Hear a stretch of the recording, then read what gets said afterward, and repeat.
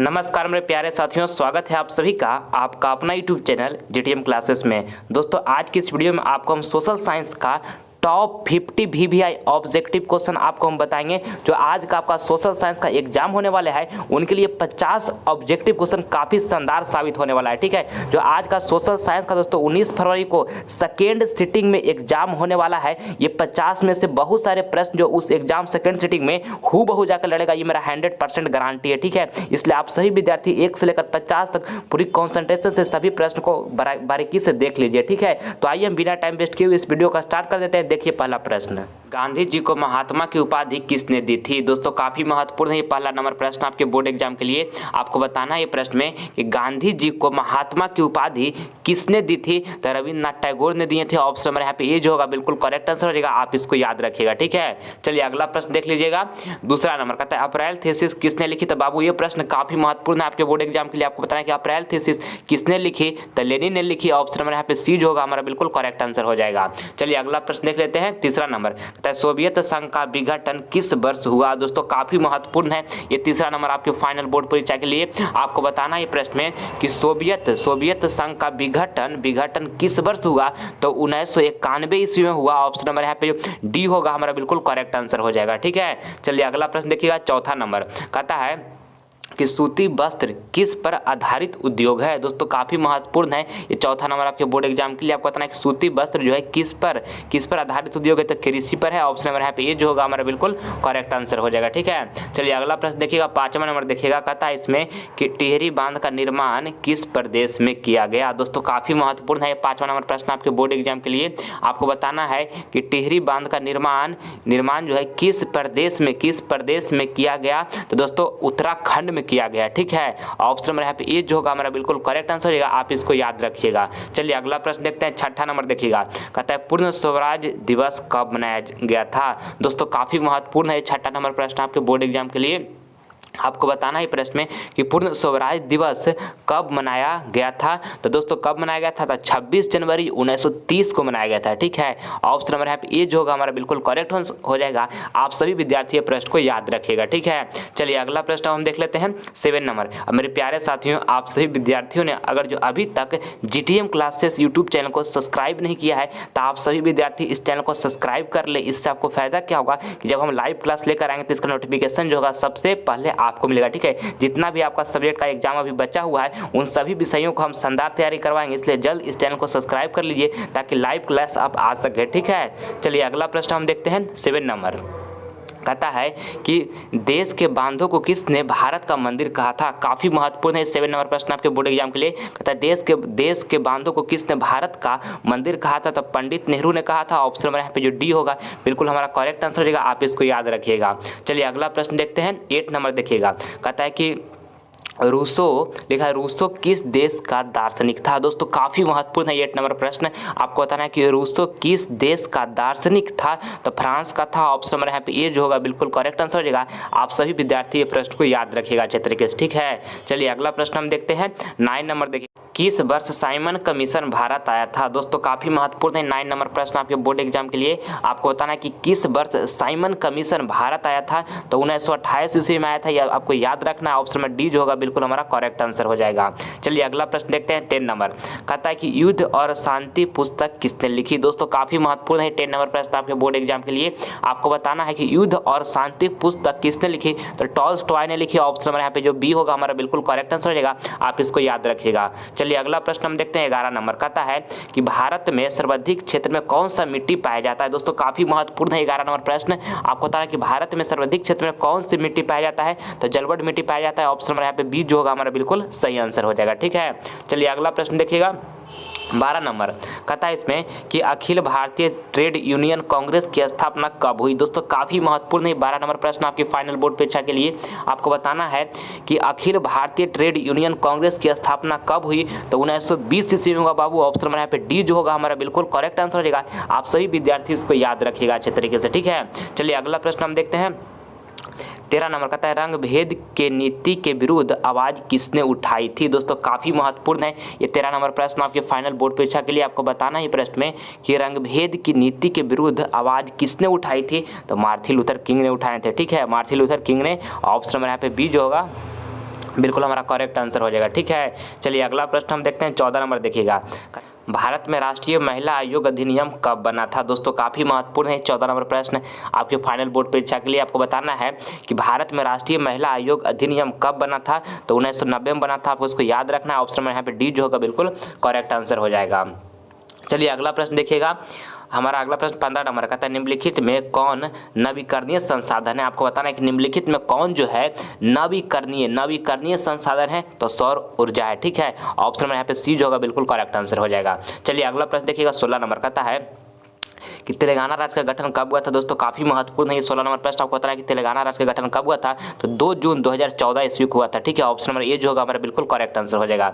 आइए अगला प्रश्न देखते हैं, 17 नंबर का है, चिपको आंदोलन की शुरुआत किस राज्य से हुई? दोस्तों काफ़ी महत्वपूर्ण है ये 17 नंबर प्रश्न। आपको बताना है प्रश्न कि चिपको आंदोलन की शुरुआत किस राज्य से हुई? तो उत्तराखंड से हुई। ऑप्शन नंबर यहाँ पे सी जो होगा हमारा बिल्कुल करेक्ट आंसर हो जाएगा। चलिए अगला प्रश्न देखते हैं, 18 नंबर का, मेजनी का संबंध किस संगठन से था? तो दोस्तों कार्बोनरी से था, आपको इसको याद रखना है। ऑप्शन में यहाँ पर बी जो होगा हमारा बिल्कुल करेक्ट आंसर हो जाएगा। चलिए अगला प्रश्न हम देख लेते हैं, 19 नंबर कहता है कि लोकतंत्र का प्राण किसे कहा जाता है? दोस्तों काफ़ी महत्वपूर्ण है 19 नंबर प्रश्न आपके बोर्ड एग्जाम के लिए। आपको बताना है कि लोकतंत्र का प्राण किसे कहा जाता है? तो राजनीतिक दल को कहा जाता है। ठीक है, राजनीतिक दल को कहा जाता है। ऑप्शन में यहाँ पे ये जो होगा बिल्कुल करेक्ट आंसर हमारा हो जाएगा। ठीक है, चलिए अगला प्रश्न देखिएगा, 20 नंबर देखिए, कहता है निम्नलिखित में से कौन एक राष्ट्रीय दल है? आपको बताना है कि निम्नलिखित में से कौन एक राष्ट्रीय दल है?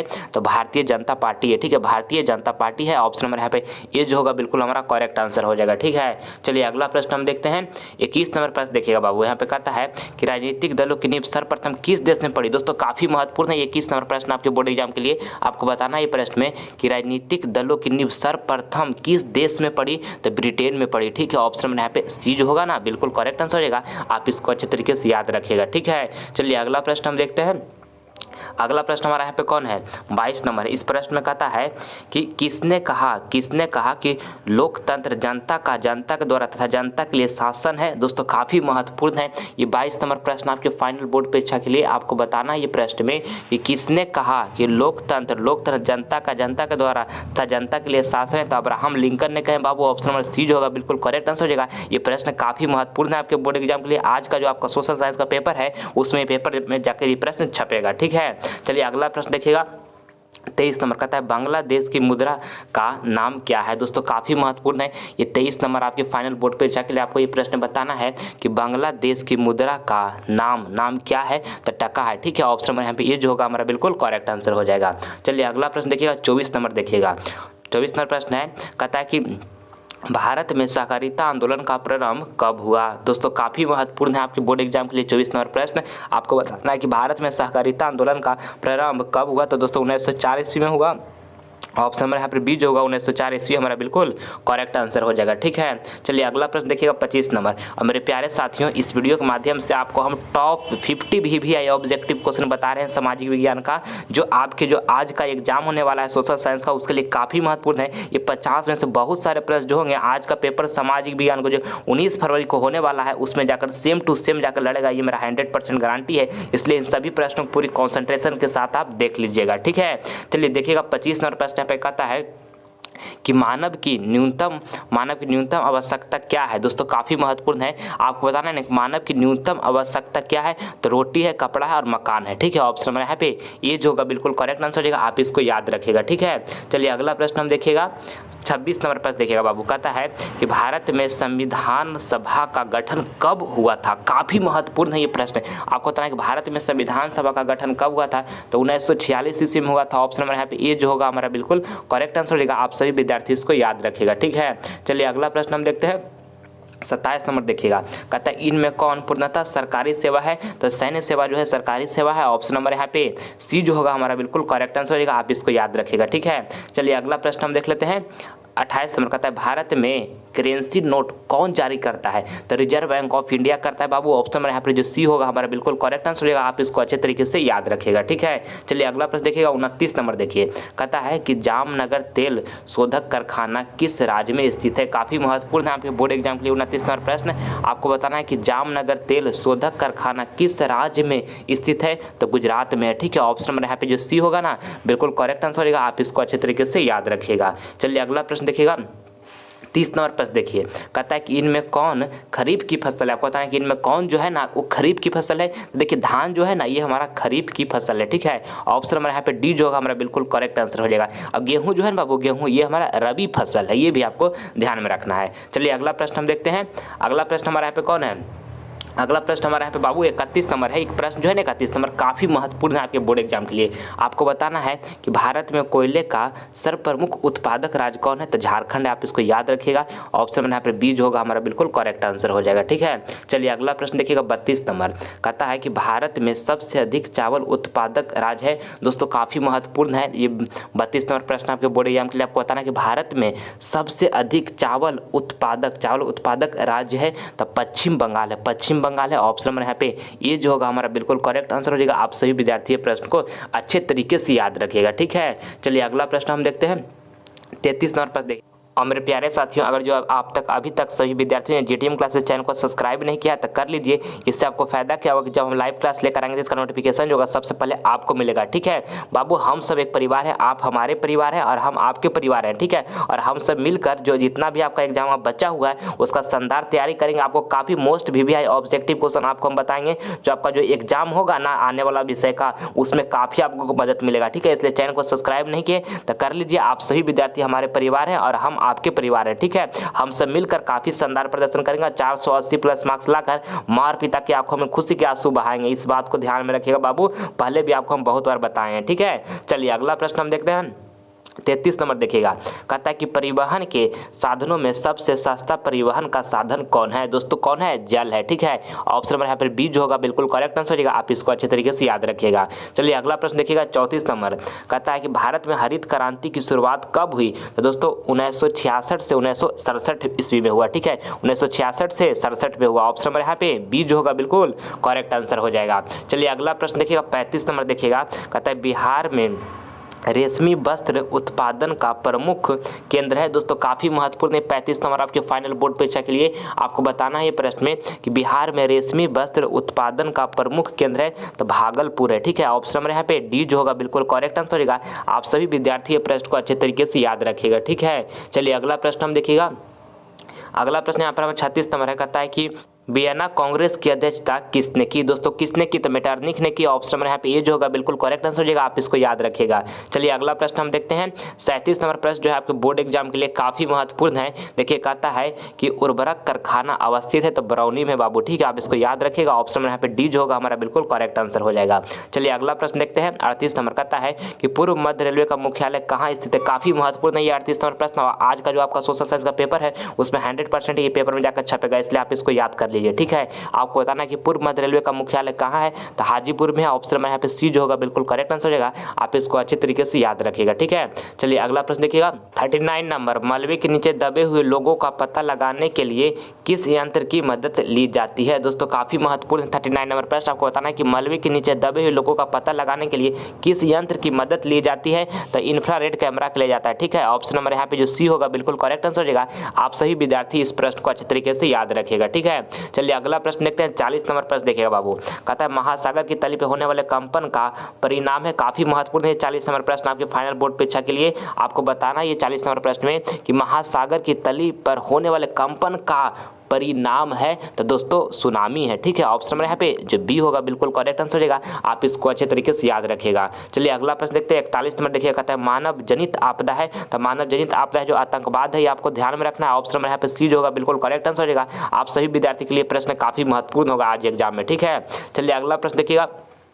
अगला प्रश्न हमारा यहाँ पे 42 नंबर है, कहता है यहाँ पे डॉक्टर मेधा पाटिकर घनिष्ठ रूप से जुड़ी है तो नर्मदा बचाओ आंदोलन से जुड़ी है, ठीक है। ऑप्शन नंबर यहाँ पे जो सी होगा ना हमारा बिल्कुल करेक्ट आंसर होगा। आप इसको याद रखिएगा। चलिए अगला प्रश्न देखते हैं हम 43 नंबर, कहता है सुनामी शब्द किस भाषा से लिया गया है। आपको बताना है कि सुनामी शब्द जो है बाबू किस भाषा से लिया गया है, तो जापानी से लिया गया है। ऑप्शन नंबर यहाँ पे डी जो होगा बिल्कुल करेक्ट आंसर हो जाएगा। आप सभी विद्यार्थी प्रश्न को अच्छे तरीके से याद रखिएगा, ठीक है। चलिए अगला प्रश्न हम देखते हैं 44 नंबर देखिएगा, कहता है कहलगांव तापीय विद्युत परियोजना है। दोस्तों काफ़ी महत्वपूर्ण है 44 नंबर प्रश्न आपके बोर्ड एग्जाम के लिए। आपको बताना है कि कहलगांव तापीय विद्युत परियोजना है तो भागलपुर जिला में है, ठीक है, भागलपुर जिला में है।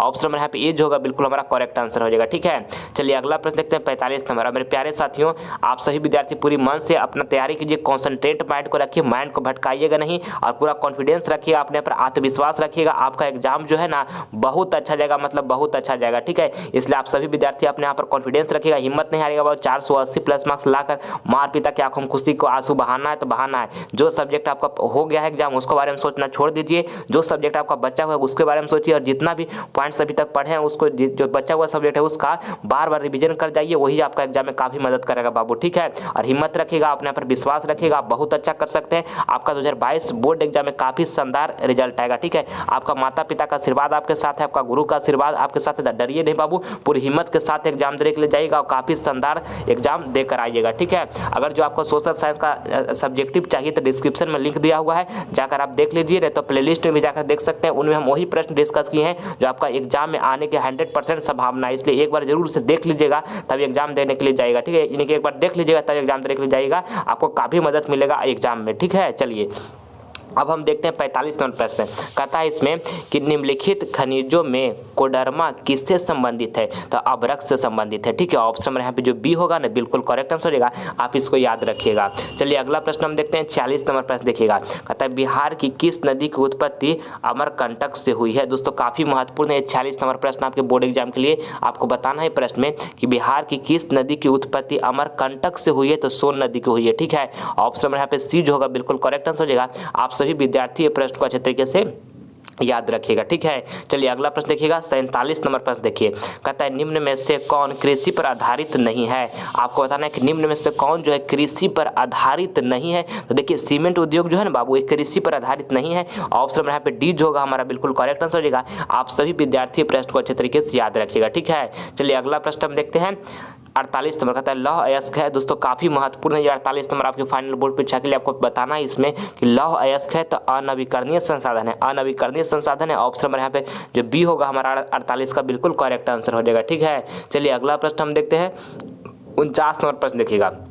कहता है भारतीय संविधान की 8वीं अनुसूची में कितनी भाषाओं को स्थान दिया गया है। काफ़ी महत्वपूर्ण है ये 49 नंबर आपके बोर्ड एग्जाम के लिए। आपको बताना है प्रश्न में कि भारतीय संविधान की 8वीं अनुसूची में कितनी भाषाओं का स्थान दिया गया है। तो दोस्तों 22 को दिया गया है, ठीक है। ऑप्शन नंबर यहाँ पे जो बी होगा ना बिल्कुल करेक्ट आंसर होगा। आप सभी विद्यार्थी इसको अच्छे तरीके से याद रखिएगा, ठीक है। चलिए अगला प्रश्न हम देखते हैं 50 नंबर। कहता है कि भारत में प्रथम पंचवर्षीय योजना की शुरुआत कब हुई। दोस्तों काफ़ी महत्वपूर्ण है 50 नंबर आपके बोर्ड एग्जाम के लिए। आपको बताना है प्रश्न में कि भारत में प्रथम पंचवर्षीय योजना की शुरुआत कब हुई। तो दोस्तों 1951 में हुआ। ऑप्शन नंबर यहाँ पे ए जो होगा हमारा बिल्कुल करेक्ट आंसर हो जाएगा। आप इसको अच्छी तरीके से याद रखिएगा, ठीक है। चलिए अगला प्रश्न जो बाबू आपका HW का प्रश्न है, ये प्रश्न आप सभी विद्यार्थियों को होमवर्क में दे रहा हूँ, इसका जवाब कमेंट बॉक्स में दीजिएगा जो आंसर आपको सही लगेगा।